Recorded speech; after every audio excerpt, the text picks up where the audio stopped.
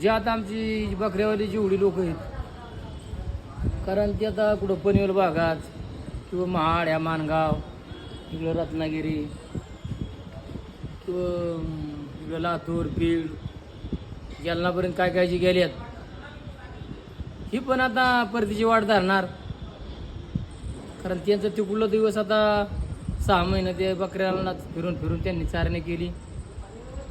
पण आता त्यांना घराची दिशा काढायला लागणार आणि परतीची वाट त्यांना बघावं लागणार. कारण आता निघली, आता फक्त थोडं पावसाकडं बघतात या आणि बकऱ्याला चारा होण्यासाठी ती बघतात या. कारण बकऱ्यांना सुद्धा भागलं पाहिजे ना.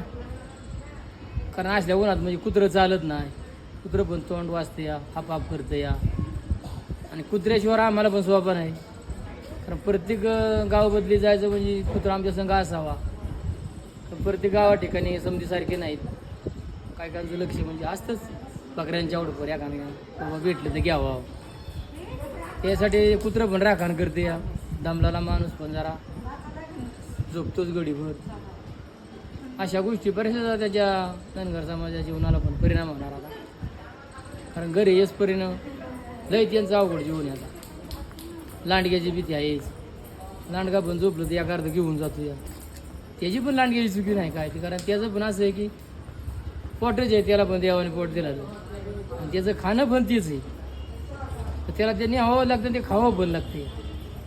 एवढ्या कळपत नाही, एका अर्ध नेलं तरी काय फरक नाही काय. कारण त्याचाही जीवन जगलाच पाहिजे.